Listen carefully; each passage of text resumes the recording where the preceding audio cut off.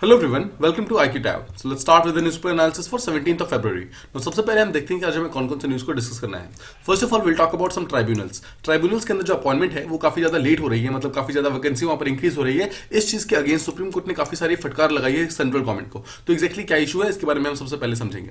Second will talk about crimson rose butterflies. देखिए ये जो बटरफ्लाइज है बेसिकली इंडिया और श्रीलंका के अंदर पाए जाते हैं, बट इसका रिसेंटली एक बहुत ही रेयर फिनोमिना देखा गया है। ठीक है, वो क्या फिनोमिना है और कैसे कैसे होता है, हर एक चीज को हम प्रॉपर्ली समझेंगे। Third will talk about solar waste.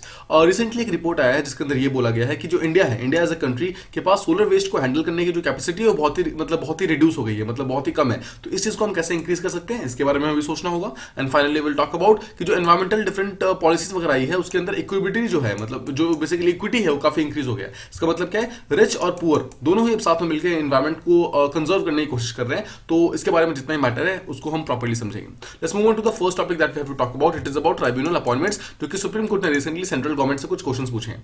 देखिए यहाँ पर कॉन्टेक्स्ट ये है कि सुप्रीम कोर्ट ने अराउंड 2 हफ्ते पहले जो सेंट्रल गवर्नमेंट है उनको एक वार्निंग दी थी कि आपको बहुत जल्दी वैकेंसीज को फिल करनी है। वैकेंसीज कौन से वैकेंसीज, जो ट्राइब्यूनल के अंदर बहुत सारी वैकेंसीज वगैरह बची हुई है उन सबको आप बहुत जल्दी फिल करनी है। बट सुप्रीम कोर्ट अभी रिसेंटली ये बोल रहा है कि इसके जुडिशियल इंटरवेंशन करने के बावजूद, मतलब सुप्रीम कोर्ट ने जो जुडिशियली इंटरवीन किया है सेंट्रल गवर्नमेंट के काम में, इसके बावजूद जो सेंट्रल गवर्नमेंट है वो बहुत ही फास्ट स्टेप्स नहीं ले रहा है।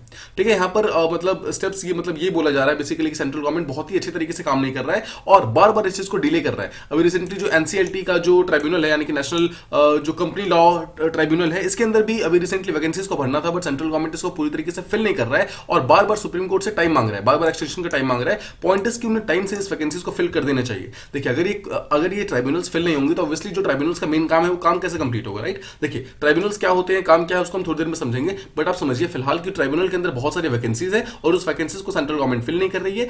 जो सुप्रीम कोर्ट है वो बार बार क्वेश्चन मतलब पूछ रही है सेंट्रल गवर्नमेंट से, बट सेंट्रल गवर्नमेंट जो है उसको पूरी तरीके से फिल करने में अभी तक अनेबल रही है। ठीक है, पूरी तरीके से सक्सेसफुल नहीं हो पाई है। देखिए पॉइंट ये है कि 2021 के अंदर रिसेंटली एक सुप्रीम कोर्ट का एक स्पेशल बेंच बैठा था जिसके अंदर खुद जो चीफ जस्टिस ऑफ इंडिया खुद बैठे थे। उन्होंने ये बोला था, उन्होंने सेंटर को एक्चुअली अक्यूज किया था कि जो ट्राइब्यूनल्स डिफरेंट होते हैं उसके अंदर कौन पर्सन अपॉइंटमेंट, मतलब किस पर्सन का अपॉइंटमेंट होगा, उसको सेंट्रल गवर्नमेंट कहीं ना कहीं चेरी पिकिंग कर रही है, मतलब चुन चुन के ला रही है कि ठीक है इस पर्सन को यहाँ बैठा दो, इस पर्सन को यहाँ बैठा दो। पॉइंट इज कि ये पर्टिकुलर प्रोसीजर जो है बहुत ही फेयर और बहुत ही फ्री तरीके से होना चाहिए, मतलब इसमें किसी भी तरीके का बायसनेस नहीं आना चाहिए। बट यहाँ पर काफी ज्यादा चेरी पिकिंग देखा जा रहा है। और सेकंड चीज कि बहुत ही लॉन्ग पेंडिंग वैकेंसीज वगैरह है बहुत सारे ट्राइब्यूनल्स के अंदर, बहुत सारे सीट्स ऐसे हैं जो कि खाली हैं, उसके कारण ट्रिब्यूनल जो है अपनी फंक्शनिंग प्रॉपर्ली नहीं कर पा रहे हैं। ठीक है, तो यहाँ पर सुप्रीम कोर्ट ने एक खास डिसीजन लिया है जहां पर उन्होंने ये बोला है कि अगले 2 हफ्तों के अंदर, मतलब इन द नेक्स्ट 2 वीक्स, अगर सेंट्रल गवर्नमेंट जल्दी से इन सारी की सारी वैकेंसीज को फिल नहीं करता है तो सेंट्रल गवर्नमेंट के अगेंस्ट सुप्रीम कोर्ट जो है कंटेम्प्ट प्रोसीडिंग स्टार्ट करेगा। Now the question comes, what is this contempt proceeding. देखिए आपको एक चीज पता है कि सुप्रीम कोर्ट जो है वो हमारा हाईएस्ट जुडिशियल बॉडी है। तो अगर कोई भी इंडिविजुअल या फिर कोई भी ऐसा इंस्टीट्यूशन अगर सुप्रीम कोर्ट की बात को नहीं मानता है, डायरेक्टली या फिर इनडायरेक्टली किसी भी तरीके से अगर सुप्रीम कोर्ट की बातों का वायलेशन करता है, तो उसके अगेंस्ट सुप्रीम कोर्ट एक कंटेम्प्ट का प्रोसीडिंग स्टार्ट कर सकता है। कंटेम्प्ट का सीधा सा मतलब यह है जब कोई सुप्रीम कोर्ट की बात ना माने तो उसके अगेंस्ट एक एक्शन लिया जा सकता है। तो यही बोला है सुप्रीम कोर्ट ने कि अगर सेंट्रल गवर्नमेंट हमारी बात नहीं मानेगा, अगले 2 हफ्ते के अंदर अगर वैकेंसीज को फिल नहीं की जाती है, तो हम सेंट्रल गवर्नमेंट के अगेंस्ट एक कंटेम्प्ट का प्रोसीडिंग स्टार्ट कर देंगे। ठीक है, ये सिंपल सी चीज है। अब जो हमारे चीफ जस्टिस ऑफ इंडिया है उन्होंने एक स्टेटमेंट बोला है, उन्होंने बोला है कि जो राइट नाउ जितने भी ट्रिब्यूनल्स है उनका जो मतलब जो उनकी दुर्दशा है ना, वो बहुत ही हालत खराब है, मतलब उनका बहुत बुरा हाल हो रखा है, मतलब ऑलमोस्ट ये पिटिएबल है, मतलब उसके ऊपर पिटी आ रही है। ठीक है, मतलब इतना बुरा हाल हो रखा है। बिकॉज प्रॉब्लम क्या है, प्रॉब्लम यह है कि उसकी वैकेंसीज यहां पर फिल नहीं हो रही है, उसके कारण किसी भी तरीके का जो काम है वो ट्राइब्यूनल कर नहीं पा रही है।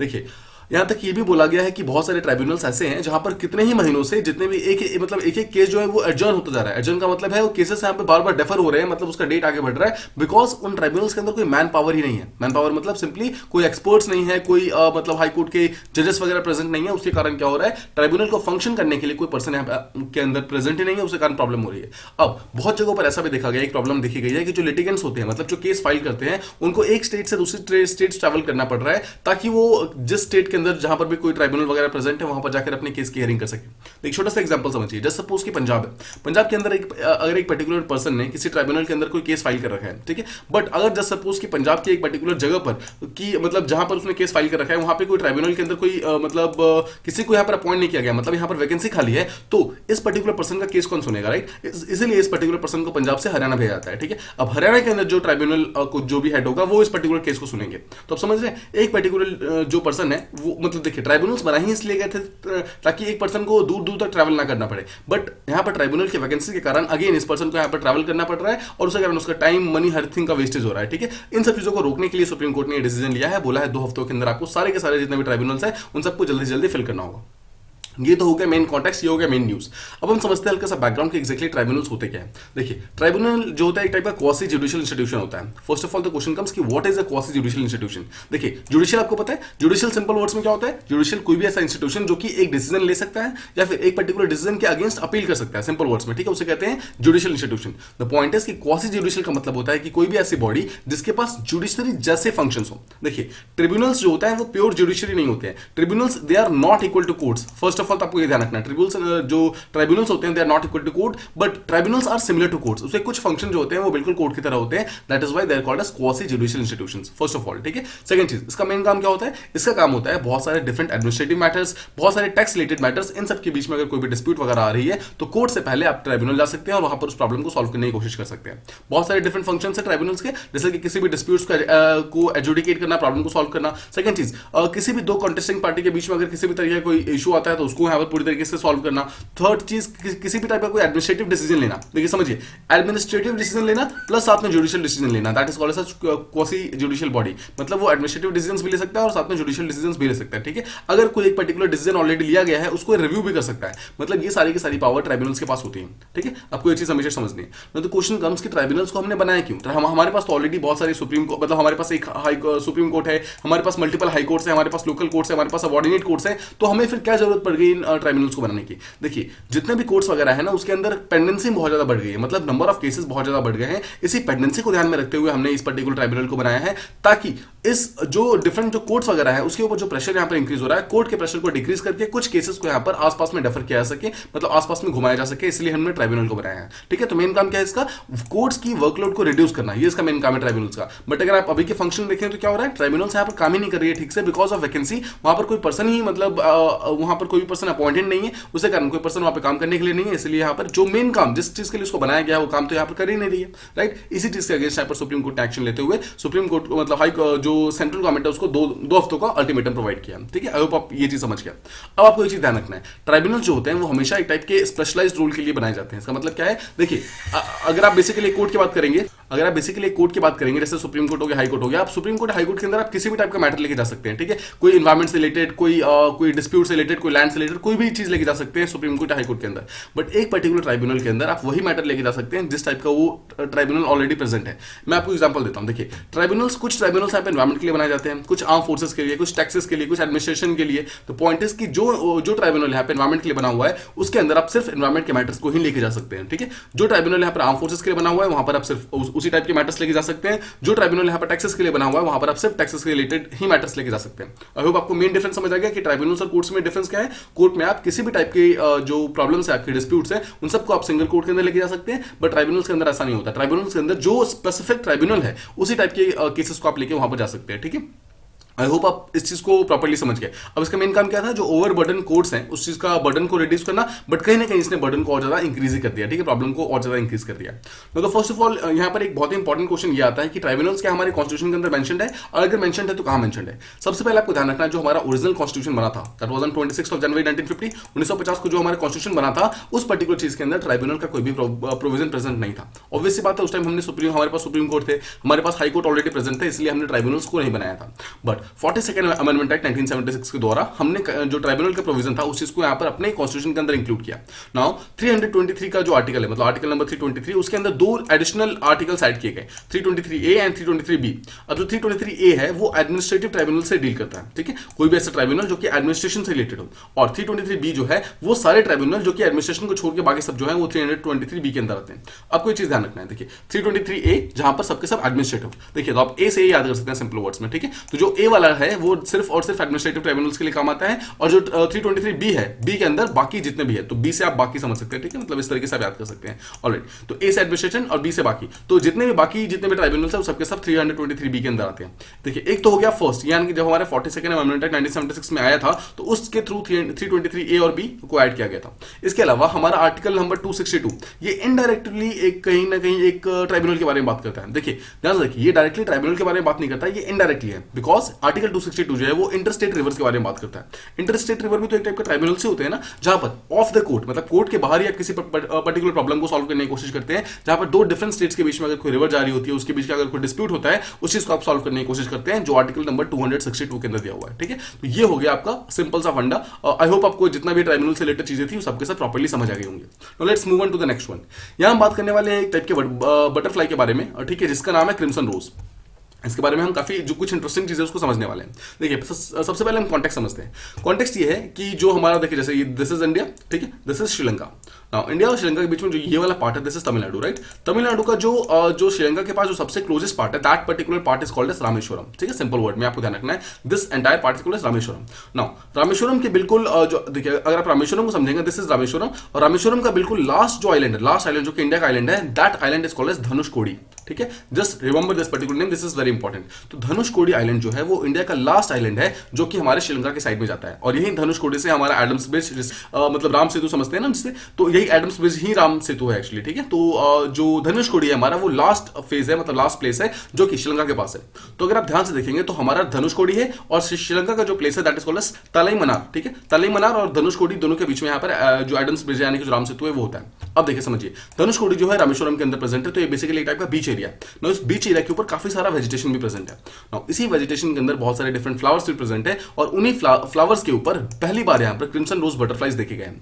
फिर से समझिए इसको, मतलब जो धनुषकोडी वाला पार्ट है हमारा, वहां पर वो देखिए एक टाइप से बेसिकली वो बीच एरिया है। अगर आप बीच एरिया को समझेंगे, बीच एरिया के अंदर काफी सारा वेजिटेशन भी प्रेजेंट है, मतलब काफी सारे फ्लावर्स प्लांट्स वगैरह प्रेजेंट है, और वहीं पे पहली बार ये बटरफ्लाइज यहाँ पर आते हैं। ठीक है, अब समझिए ये बहुत ही रेयर फिनोमिना है, बिकॉज इससे पहले ऑल्दो तमिलनाडु से श्रीलंका तो ये फ्लावर्स मतलब ये जो बटरफ्लाइज है वो बेसिकली जाते रहते हैं, मतलब ये बटरफ्लाइज जो है वो तमिलनाडु से निकलते हैं, केरला से निकलते हैं, and they simply move on to Sri Lanka. ठीक है, सिंपल वर्ड्स में वो यहाँ से माइग्रेट करते हैं श्रीलंका की तरफ, बट ये यहाँ पर रुक करके धनुषकोडी के ऊपर रुक करके जो डिफरेंट बीच वगैरह है उसके ऊपर फ्लावर के ऊपर बैठते हैं, ये बहुत ही रेयर फिनोमिना है। समझते हैं कि एग्जैक्टली हुआ क्या है। देखिए हुआ ये है कि यहाँ पर पहली बार देखा गया है कि डिफरेंट जो बटरफ्लाइज वगैरह हैं वो डिफरेंट प्लांट्स वगैरह के ऊपर रुककर वो अपने नेक्टरिंग कर रही थी। नेक्टरिंग का मतलब क्या है, देखिए फ्लावर्स के अंदर जो नेक्टर होता है उस नेक्टर को चूज करके वो पर्टिकुलर एक्चुअली वो जो फ्लावर है वो अपना फूड प्रिपेयर करती है। ठीक है, फूड को रखती है।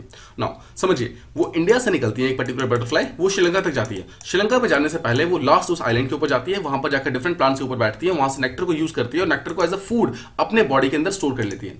इसका हम एग्जैक्ट फिनोमिना समझते हैं कि एग्जैक्टली क्या हो रहा है। आई होप आपको ये चीज अभी तक समझ आ रहा है। अब देखिए जो क्रिम्सन रोज है ये काफी लार्ज बटरफ्लाई है। ठीक है, इसके जो अगर आप इसका रंग देखेंगे तो it comprises of black, white and crimson colours का है, इसीलिए क्रिम्सन के कारण इसका नाम क्रिम्सन रोज पड़ता है। देखिए हमारे लिए इंपॉर्टेंट ये है कि हर साल इंडिया से माइग्रेट करती है श्रीलंका की तरफ। ठीक है, और सेकंड चीज ये है कि जो एक्सपर्ट्स कहते हैं कि जो ये रिसेंट माइग्रेशन हुआ है, मतलब जो अभी वाला माइग्रेशन हुआ है काफी ज्यादा सिग्निफिकेंट है, बिकॉज यहां पर हमने देखा है कि जो बटरफ्लाइज है वो इस कोस्ट लाइन को, मतलब कोस्ट लाइन जो है ना हमारा, उस कोस्ट लाइन को यूज कर रही है अपने पाथ की तरह, मतलब अपना रास्ता ढूंढने के लिए वो बेसिकली कोस्ट लाइन को यूज कर रही है।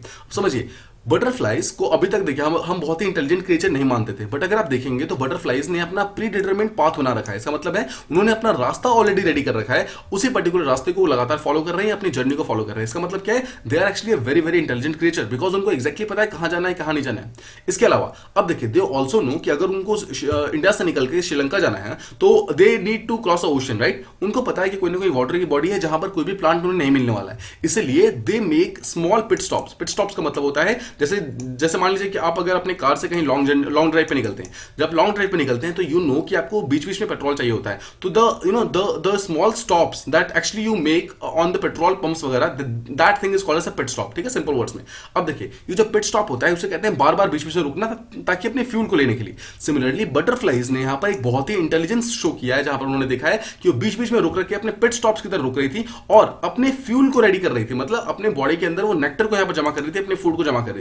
ध्यान समझिए इस चीज को। अब देखते हैं कि कौन कौन से फ्लावर के ऊपर क्रिम्सन रोजेस रुकते हैं। First of all there was a thing called as ipomoea flowers, second is called as half leaf flower and third is called as calotropis gigantea plant. जो ये तीनों ही बेसिकली फ्लावर्स हैं, तीनों को समझिए। देखिए दिस वन जो आप यहाँ पर जो बिल्कुल टॉप पे देख रहे हैं, दे आर कॉल्ड एज यहाँ पर आइपोमिया फ्लावर्स। ठीक है, यहाँ पर अगर आप सेकंड वाला देखेंगे this called as half leaf flower. इस पर्टिकुलर फ्लावर की अगर आप लीफ को देखिए, लीफ को ध्यान से देखिए, इसमें एक पर्टिकुलर लीफ जो है आधा लीफ है और आधा ये फ्लावर है, that is called as a half leaf flower. And the third one that you see that is called as calotropis gigantea plant. ये काफी लंबा प्लांट होता है, इसके ऊपर काफी लार्ज फ्लावर्स होते हैं, इसके अंदर नेक्टर काफी ज्यादा अमाउंट के अंदर प्रेजेंट होता है, इसलिए जो क्रिम्सन रोज बटरफ्लाइज है उन्होंने इस पर्टिकुलर प्लांट से काफी सारा नेक्टर को अपने बॉडी के अंदर स्टोर कर लिया।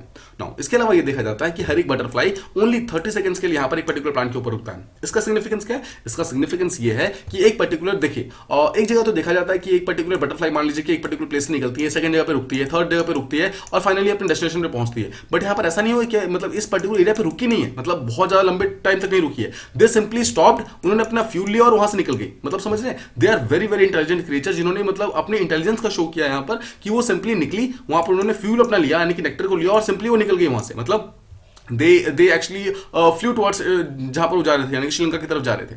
मतलब समझ रहे हैं, they stopped only to take their fuel, यानी कि जिस तरीके से अगर आप लॉन्ग ड्राइव पे जाते हैं तो आप सिर्फ वहां पर पेट्रोल पंप पे फ्यूल लेने के लिए जाते हैं, right. You don't go and stay there for मतलब 1 घंटे 2 घंटे आप वहां पर रुकते नहीं है, आप सिंपली फ्यूल लेते हैं और वहां से निकल जाते हैं। The same thing has been shown by these butterflies, ठीक है। इसलिए इनको एक बहुत ही इंटेलिजेंट क्रिएचर माना जा रहा है राइट, मतलब राइट नाउ। और इसके अलावा एक्सपर्ट्स ये भी बोल रहे हैं इस पर्टिकुलर बटरफ्लाई को देखकर अगर आप एक चीज समझेंगे तो ये चीज समझना है कि जितने बीच हमारा वेजिटेशन है, मतलब जितना बीच का वेजिटेशन होता है उस चीज को प्रोटेक्ट करना कितना इंपॉर्टेंट है। सोचिए अगर यहां पर इस पर्टिकुलर बीच के ऊपर बहुत सारा प्लांट वगैरह फ्लावर्स वगैरह नहीं होते तो ये जो क्रिम्सन रोज बटरफ्लाइज है वो किस तरीके से अपना फ्यूल लेती है, मतलब किस तरीके से अपने फ्लावर्स वगैरह को लेती है, किस तरीके से अपना नेक्टर वगैरह लेती है, उसके कारण उनको प्रॉब्लम काफी ज्यादा इंक्रीज हो जाती है, ठीक है। तो इसी चीज के लिए बीच का जो वेजिटेशन है उसको प्रोटेक्ट करना काफी ज्यादा इंपॉर्टेंट हो जाता है।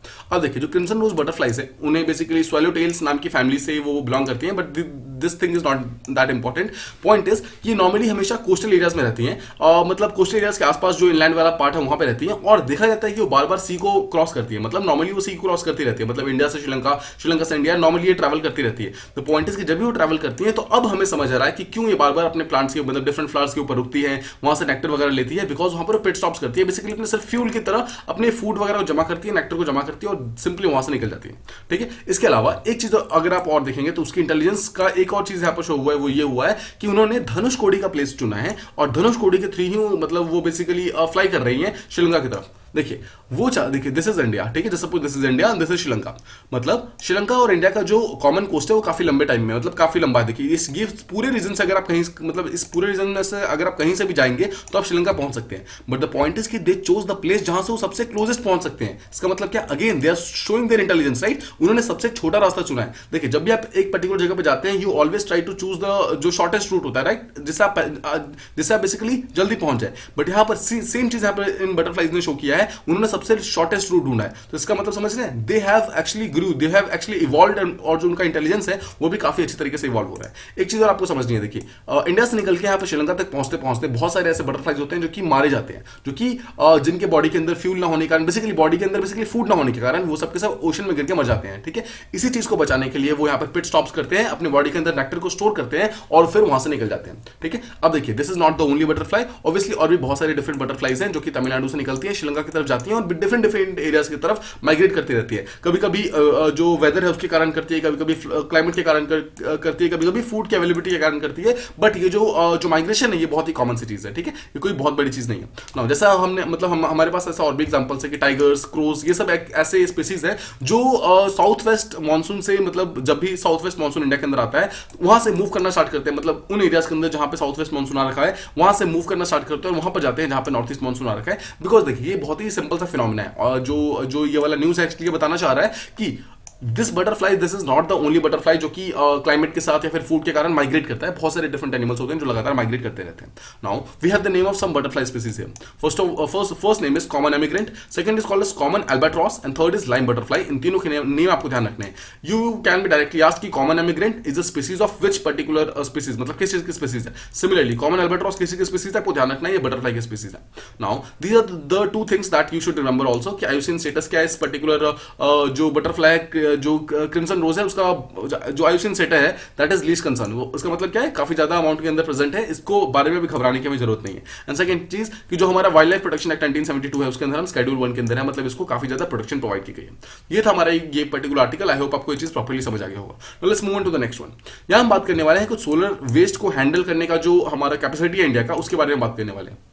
देखिए रिसेंटली एक रिपोर्ट आया है इंटरनेशनल रिन्यूएबल एनर्जी एजेंसी जो अरेना नाम की एक बॉडी है उसका रिपोर्ट आया है, जिसके अंदर ये बोला गया है कि ग्लोबल लेवल पे जितना भी फोटोवोल्टिक वेस्ट होता है, फोटोवोल्टिक वेस्ट का मतलब है सोलर एनर्जी से जितना वेस्ट होता है, that is going to touch almost 78 million tonnes by 2050।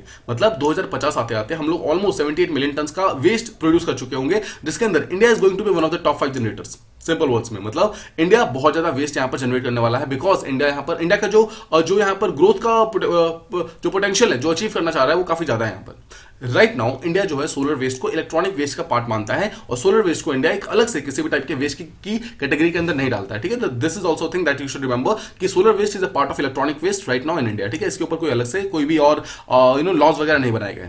Now India का एक टारगेट ये है, देखिए टारगेट से पहले हम समझते हैं कि इंडिया का राइट नाउ का वो क्या है, मतलब अभी का हमारा जो हम स्टेट कर रहे हैं वो क्या है। देखिए राइट नाउ हमारा टोटल जो मिलाकर जो सोलर एनर्जी का जो प्रोडक्शन होता है दैट इज अराउंड 40 गीगावाट्स। मतलब राइट नाउ हम एक पर्टिकुलर जगह पे 40 गीगावाट्स का प्रोडक्शन कर पा रहे हैं, जिसके अंदर अराउंड 35 गीगावाट्स का जो हमारा प्रोडक्शन हो रहा है that is from ground molted plants. What is the meaning of this कि हमने अपने ग्राउंड के ऊपर डिफरेंट सोलर प्लांट्स वगैरह लगाए हुए हैं, उसको हम यूज करके यहाँ पर डिफरेंट टाइप के सोलर प्लांट्स वगैरह मतलब इलेक्ट्रिसिटी को प्रोड्यूस करने की कोशिश कर रहे हैं। एंड अराउंड 4.4 गीगावाट्स ऐसा इलेक्ट्रिसिटी है जो कि रूफ टॉप सोलर पैनल से बन रहा है। What is the roof top solar panel? Simple words में किसी घर के ऊपर अगर आपने सोलर पैनल लगा रखा है उस पर्टिकुलर चीज से अराउंड 4.4 गीगावाट्स का बन रहा है, ठीक है। अब देखिए हमारे राइट नाउ टोटल 40 गीगावाट्स का हमारा एनर्जी प्रोडक्शन हो रहा है that is through solar energy. But हमारा टारगेट कितना है? हमारा टारगेट है कि 2022 खत्म होते होते हमें ऑलमोस्ट 100 गीगावाट का यहाँ पे एनर्जी प्रोड्यूस करना है, इलेक्ट्रिसिटी प्रोड्यूस करना है थ्रू आवर सोलर एनर्जी, ठीक है। ये हमारा एम है। हम अभी 40 गीगावाट पे हैं, हमें इसको इंक्रीज करके 100 गीगावाट तक पहुंचाना है। अब देखिए एक सोलर पैनल जो होता है उसकी एक एस्टिमेटेड लाइफ जो होती है that is of around 25 years, 25 साल तक होती है। और अगर आप इंडिया की बात करेंगे, इंडिया अभी सोलर एनर्जी में जस्ट स्टार्ट हुआ है। आपको याद होगा 2018 के अंदर हमने अभी रिसेंटली इंटरनेशनल सोलर अलायंस को स्टार्ट किया है। द पॉइंट बीइंग हमने अभी रिसेंटली स्टार्ट किया, इसका मतलब क्या है? अभी 25 साल आने में काफी ज्यादा टाइम है। मतलब अभी हमारा आसपास में कोई भी सोलर पैनल जो है वो खराब होने की कैपेसिटी में नहीं है, मतलब एटलीस्ट नेचुरली तो खराब नहीं होने वाला है, ठीक है। बट देखिए अगर आप समझेंगे तो अभी हमारे सारे सोलर पैनल जो है वो अर्ली है अपने लाइफस्टाइल के अंदर, मतलब वो काफी लंबा चलने वाले हैं। बट इसके अलावा जो हमारे डिफरेंट बॉडीज वगैरह हैं, जैसे कि एक है council for energy environment and water, उसने एक स्टेटमेंट दिया है। उसने बोला है देखिए end of the life is not the only method जिसके थ्रू आपका सोलर पैनल खराब हो सकता है। मतलब ऐसा नहीं कि आपको 25 साल वेट करना पड़ेगा उसके बाद ही आपका सोलर पैनल खराब होगा, ऐसा बिल्कुल नहीं होने वाला है। उसके अलावा बहुत सारे डिफरेंट मेथड्स हैं, जैसे कि कभी कभी देखा गया कि आप यूज करते रहेंगे और आपका जो मॉड्यूल है वो पूरी तरीके से डैमेज हो जाएगा। अगर वो मॉड्यूल डैमेज होता है तो उस पर्टिकुलर डैमेज को भी तो आपको प्रॉपर्ली वेस्ट मतलब आपको एक टाइप का डिस्पोज करना होगा, ये भी आपके सोलर वेस्ट का पार्ट हो जाएगा। तो किस तरीके से आप इस चीज को डिस्पोज करेंगे, किस तरीके से आप इस सोलर वेस्ट को डिस्पोज कर सकते हैं या फिर इसको हटा सकते हैं, वो भी एक बहुत इंपॉर्टेंट पार्ट होने वाला है। तो हमें यहाँ पर 25 साल मतलब खत्म होने का वेट नहीं करना है, कैसा नहीं करना है कि वो 25 साल जब खत्म होगा, जब हमारे सोलर पैनल्स का लाइफ टाइम खत्म होगा तब जाकर हम उसके लिए प्लान बनाएंगे। बिकॉज प्लान हमें अभी बनाना पड़ेगा, राइट। बिकॉज बहुत सारे ऐसे सोलर पैनल्स होने वाले हैं जो कि बीच बीच में बनाते बनाते खराब हो जाएंगे, बहुत सारे ऐसे होने वाले हैं जो कि चलते चलते खराब हो जाएंगे। बिकॉज देखिए जब एक पर्टिकुलर सोलर प्लांट ऑपरेशन के अंदर होगा, मतलब ऑपरेट करेगा, तो ऑटोमेटिकली उसके अंदर कुछ ना कुछ डिफेक्ट तो डेफिनेटली आएगा। इसी चीज को यहाँ पर रोकने के लिए, मतलब इसी चीज को ऑब्वियसली डिस्पोज ऑफ करने के लिए प्रॉपर्ली हमें आज ही प्लान बनाना होगा। मतलब बेसिकली पॉइंट ये है कि हमें शेड्यूल्ड लाइफ स्पैन का हम वेट नहीं कर सकते कि जब 25 साल खत्म होंगे उसके बाद जाकर हम प्लान्स बनाएंगे, हम ऐसा नहीं कर सकते, ठीक है। इसके अलावा अगर आप राइट नाउ फाइनेंशियल ईयर 2020 की बात करें, 2021 की बात करेंगे, तो राइट नाउ हमारे जितने भी फोटोवोल्टिक सेल्स वगैरह हैं, जो सोलर सेल्स वगैरह हैं, ऑलरेडी हमारे यहाँ पे 2,85,000 टन के आसपास में इलेक्ट्रिसिटी का वेस्ट मतलब प्रोड्यूस करना स्टार्ट कर दिया इन्होंने। मतलब समझ रहे हैं हमारे यहाँ पर कोई भी यहाँ पर 25 साल भी कंप्लीट नहीं हुआ है, मतलब यहाँ तो 3-4 साल भी कंप्लीट नहीं हुए, already we are producing the waste of around 2,85,000 tonne, ठीक है। इतना रिड्यूस हो रहा है, मतलब इतना ऑलरेडी प्रोड्यूस हो रहा है। अब अगर ये और ज्यादा यहाँ पर प्रोड्यूस होना स्टार्ट हो जाएगा तो किस तरीके से हम इसे मैनेज करेंगे, किस तरीके से डिस्पोज करेंगे, इन सब चीजों के बारे में बात करना भी उतना ही इंपॉर्टेंट है। द नेक्स्ट इज कि what is the way forward. देखिए रिसेंटली जो ये पर्टिकुलर रिपोर्ट आया है, जो आयरना का रिपोर्ट आया है, इस आयरना के रिपोर्ट ने यहाँ पर साथ में बहुत सारे डिफरेंट टाइप के वे फॉरवर्ड्स भी दिए। तो पहला जो उन्होंने दिया है वो ये बोला है कि we need to use a circular economy. What is the meaning of circular economy? Simple से मतलब है कि अगर आप एक चीज को बनाएंगे, you make this thing, you use that particular thing, then जब वो खत्म हो जाएगा देन रीयूज, मतलब जो भी आपका जो फाइनल प्रोडक्ट होगा, जो उसका वेस्ट हो जाएगा, उसको रीयूज करके फिर से try to make different thing, फिर से उसको यूज किए, फिर से उसका वेस्ट निकालिए, फिर से उसको मेक कीजिए। That is called as a circular economy. Simple से अगर आप वर्ड में समझेंगे तो वी हैव रिसाइकल, रीयूज, ठीक है। मतलब रिसाइकल और यूज का जो कंसेप्ट होता है उस चीज को आप यहाँ पर यूज कर सकते हो। दैट इसलिए बोला गया है कि जो सोलर पैनल्स वगैरह हैं, जो भी खराब वगैरह हो जाते हैं, फिर जो डिस्कार्ड हो जाते हैं, उसको भी आप सोलर इकोनॉमी के अंदर इंक्लूड कर सकते हैं, उसको आप फिर से यहाँ पर यूज कर सकते हैं, मतलब रीयूज कर सकते हैं, ठीक है। जहां पर यूज या फिर रिसाइकलिंग को आप यहाँ पर यूज कर सकते हैं। इसके अलावा एक तो हो गया सर्कुलर इकोनॉमी को यूज कीजिए। सेकंड बोला गया है कि जितना भी रॉ मटेरियल्स वगैरह है उसको रिकवर करना बहुत जरूरी है। देखिए यहां पर यह बोला जा रहा है कि मान लीजिए कि अगर एक पर्टिकुलर सोलर फैसिलिटी जो है अगर वो खराब हो भी जाती है, तो मान जो भी है उसका जो वेस्ट प्रोडक्ट है उसके अंदर से हम कुछ ना कुछ चीजें निकाल सकते हैं, उसके अंदर से कुछ रॉ मटेरियल्स हम निकाल सकते हैं, ठीक है। मैं आपको एक एग्जांपल देता हूं। जैसे सपोज कि आपने कोई स्टील की चीज थी, अगर आप उसको यूज कर रहे हैं, जैसे सपोज वो खराब हो गई, आपने उसको कबाड़ी में बेच दी, तो व्हाट डज दैट कबाड़ी वाला डज ही, वो उसको एक ऐसी फैक्ट्री के अंदर बेच देता है जहां पर इस चीज को प्रॉपर्ली तोड़ करके उसके अंदर से जो इंपॉर्टेंट चीजें होती हैं, इंपॉर्टेंट मेटल्स होते हैं, इंपॉर्टेंट पार्ट्स होते हैं, उसको निकाल लिया था, उसको रिकवर कर लिया जाता है, एंड देन दैट पर्टिकुलर चीज को डिफरेंट चीजों के अंदर यूज किया जाता है। सिमिलरली सेम यहाँ पर सेम टाइप का सजेशन दिया गया है, जहां पर बोला गया है जो डिफरेंट टाइप के सोलर ई वेस्ट वगैरह होंगे उसके अंदर से डिफरेंट टाइप के रॉ मटेरियल को आप रिकवर कर सकते हो। ठीक है, अगर आप रिकवर कर लोगे तो उस चीज को आप यूज कर सकते हो। But unfortunately right now India के अंदर किसी भी टाइप का commercially raw material recovery facility India के अंदर प्रेजेंट नहीं है। और जो फर्स्ट जो फैसिलिटी बन रही है दैट बिकम्स वेरी इंपॉर्टेंट। ये एक प्राइवेट कंपनी है जिसका नाम है गोमिदी पुंडी, मतलब गोमिदी पुंडी नाम का प्लेस है। यहीं पर एक पर्टिकुलर प्राइवेट कंपनी जो है तमिलनाडु के अंदर ये एक रिकवरी फैसिलिटी बना रही है। So just remember this particular name, Gummidipoondi जो है वो तमिलनाडु के अंदर प्रेजेंट है और यहाँ पर इंडिया का फर्स्ट सोलर ई वेस्ट का रिकवरी फैसिलिटी बन रहा है, जहां से रॉ मटेरियल्स को यहाँ से निकाला जाएगा। And the third suggestion that has been given by this IRENA is कि हमें डोमेस्टिक मैन्युफैक्चरिंग को इंक्रीज करना होगा। क्यों? आपको पता है कि हमारा जितना भी इलेक्ट्रिकल जितना भी जो प्रोडक्शन वगैरह होता है उन सब में देखेंगे तो हम बहुत सारी चीजों को इंपोर्ट करते हैं, स्पेशली चाइना से इंपोर्ट करते हैं। देखिए, एक तरफ तो हम चाइना से चीजों को रिड्यूस करने की बात करते हैं, बट कहीं ना कहीं हमारी जो डिपेंडेंसी चाइना के ऊपर है उस चीज को हम पूरी तरीके से खत्म नहीं कर पा रहे हैं। ठीक है, तो इस चीज को भी रिड्यूस करने के लिए, इस चीज को भी बचाने के लिए हमें यहाँ पर अपने इंपोर्ट्स को कम करना होगा ताकि हम अपने डोमेस्टिक मैन्युफैक्चरिंग को यहाँ पर धीरे धीरे इंक्रीज कर सकें। तो ये 3 यहाँ पर सजेशन दिए गए हैं। आई होप आपको जो सोलर का जितना भी सोलर ई वेस्ट है उसको किस तरीके से डिस्पोज करना है और इंडिया का कितना कैपेसिटी है उस चीज के बारे में आपको प्रॉपर्ली समझ आ गया होगा। Let's move on to the last topic. यहाँ हमें बात करने वाले हैं कुछ इक्विटेबल एनर्जी एक्सेस के बारे में। मतलब क्या हर एक पर्सन को प्रॉपर्ली एनर्जी एक्सेस मिला है या फिर नहीं मिला है? देखिए, कॉन्टेक्स्ट ये है कि रिसेंटली एक मीटिंग हुई है that is called as World Sustainable Development Summit. ये जो वर्ल्ड सस्टेनेबल डेवलपमेंट समिट है ना, ये बहुत ही इंपॉर्टेंट है और ये हर साल टेरी नाम की एक बॉडी करवाती है। व्हाट इज टेरी? टेरी का सिंपल सा फुल फॉर्म है the energy and research institute. ठीक है, ये एक ऐसी बॉडी है जो कि डिफरेंट ये एक टाइप का एनजीओ टाइप है जो कि अलग अलग चीजों में रिसर्च करता है। उसने एक रिसेंटली समिट कराया वर्ल्ड सस्टेनेबल डेवलपमेंट समिट। देखिए, वर्ल्ड सस्टेनेबल डेवलपमेंट समिट के अंदर मिस्टर मोदी भी गए थे यहाँ पर, जो हमारे प्राइम मिनिस्टर और बहुत सारे डिफरेंट कंट्रीज के लोग भी यहाँ पर आए थे, जहां पर इंडिया ने ये स्टेटमेंट दिया, यानी कि जो हमारे प्राइम मिनिस्टर उन्होंने ये स्टेटमेंट दिया है कि इंडिया ने बहुत ही अच्छी तरीके से इंश्योर किया है कि जो इक्विटेबल एनर्जी है, मतलब जो एनर्जी है बेसिकली जैसे क्लीन फ्यूल वगैरह होती है, वो हर एक पर्सन तक पहुंची है, इंक्लूडिंग द पुअर पर्सन, मतलब रिच के साथ साथ पुअर तक भी पहुंची है। ठीक है, ये तो हमारा मेन कॉन्टेक्स्ट हो गया। आई होप आप समझ गए कि जो हमारी इक्विटेबल एनर्जी है वो हर एक पर्सन तक पहुंच रही है, यानी कि रिच के पास के साथ साथ यहाँ पे पुअर लोगों के पास भी ये सब चीजें पहुंचनी स्टार्ट हो गई है। नाउ ये जो हमारा वर्ल्ड सस्टेनेबल डेवलपमेंट समिट यानी कि WSDS जो है, ये 2001 में स्टार्ट हुआ था और इसको TERI यानी कि टेरी ने इसको स्टार्ट किया था, जिसका फुल फॉर्म है the energy and research institute. ठीक है, ये एक एनुअल समिट है जो कि हर साल टेरी ही करवाता है। ऐसा नहीं कि मतलब हर एक साल अलग अलग बॉडी कराएगी, इसको सेम बॉडी कराती है। इसका मतलब क्या है? टेरी की एक टाइप की फ्लैगशिप समिट है जो कि हर साल ये टेरी ही करवाता है।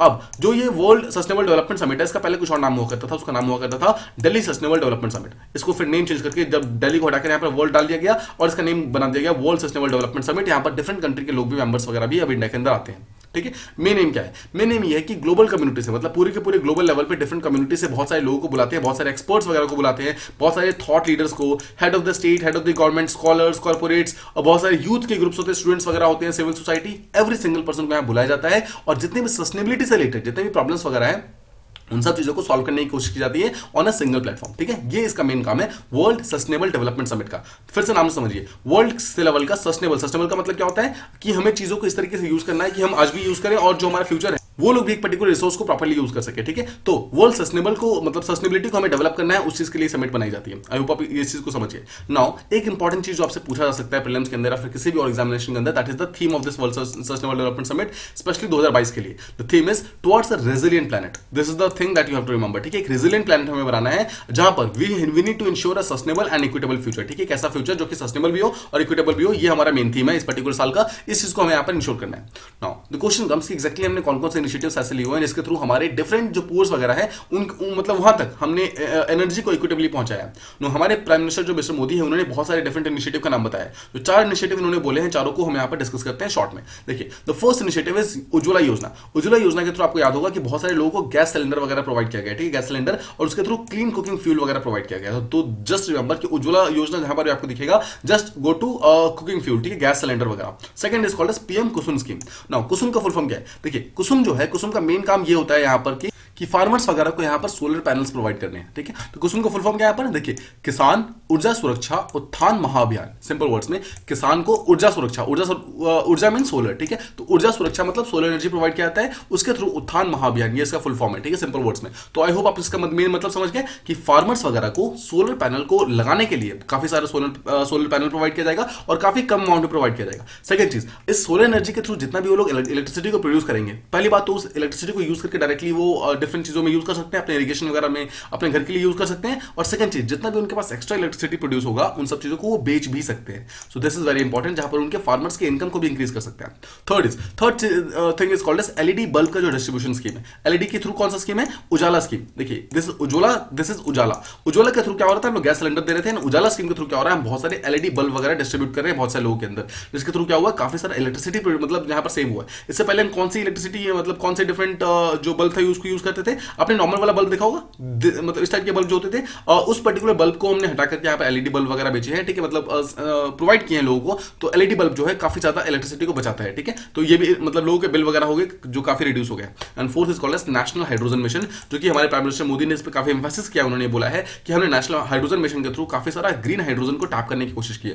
The question comes and very important question है कि what is green hydrogen. Green hydrogen का सिंपल सा मतलब ये होता है कि जब आप देखिए वाटर का मॉलिक्यूलर फॉर्मूला क्या है, H2O। तो H2O को अगर आप ब्रेक करेंगे, we have 2 molecules of hydrogen and 1 molecule of oxygen.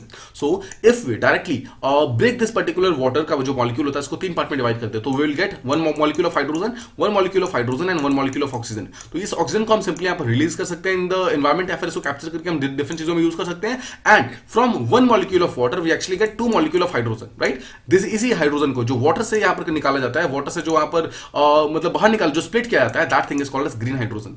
Just remember this particular thing because green hydrogen is going to be very important, और ये हमारे फ्यूचर के लिए भी बहुत इंपॉर्टेंट है, ठीक है। सो ग्रीन हाइड्रोजन को अगर आप टेक्निकल डेफिनेशन देखेंगे तो मतलब क्या है कि हाइड्रोजन एक ऐसा hydrogen that is produced by splitting the water, यानी वाटर मतलब H2O को बेसिकली स्प्लिट करके इनटू हाइड्रोजन एंड ऑक्सीजन के अंदर स्प्लिट करना है, और उसके थ्रू जितना भी हम रिन्यूएबल एनर्जी को प्रोड्यूस कर सकते हैं, that is called as green hydrogen. ये हमारा मेन चीज था, ठीक है। आई होप आपको यहाँ पर ग्रीन हाइड्रोजन और जितने भी डिफरेंट इनिशिएटिव वगैरह है वो चीज प्रॉपर्ली समझ आ गई। Now finally let's move on to कि एग्जैक्टली टेरी क्या है। देखिए द एनर्जी एंड जो रिसोर्स इंस्टीट्यूट है, इसके बारे में बात कर रहे हैं कि इसने वर्ल्ड सस्टेनेबल डेवलपमेंट समिट नाम की जो यहाँ पर समिट होती है उसको हर साल ये कनेक्ट कराता है। तो क्वेश्चन कम्स कि एग्जैक्टली टेरी क्या है। देखिए टेरी टाइप का नॉन प्रॉफिट बॉडी है जो कि प्रॉफिट के लिए काम नहीं करता है, और सेकंड ये इंडिपेंडेंट बॉडी है, मतलब किसी मिनिस्ट्री के अंदर डायरेक्टली काम नहीं करता है, बट ये काफी सारा काम करता है, काफी research, development, policy, consultancy, every single thing करता है हमारे वर्ल्ड की सस्टेनेबिलिटी को और ज्यादा इंक्रीज करने के लिए। सेकंड चीज, इसका हेडक्वार्टर कहां पर है, हमारे नेशनल कैपिटल रीजन यानी कि न्यू दिल्ली के अंदर प्रेजेंट है, बट टेरी अपने डिफरेंट रीजनल सेंटर्स की मतलब उसने भी काफी सारे खोल रखे हैं। वी हैव गुरुग्राम में, बेंगलुरु, गुवाहाटी, मुंबई, पणजी एंड जो नैनीताल वाला पार्ट है हर एक जगह प्रेजेंट है, but you need to remember just this particular thing that is new Delhi, इसका हेडक्वार्टर प्रेजेंट है।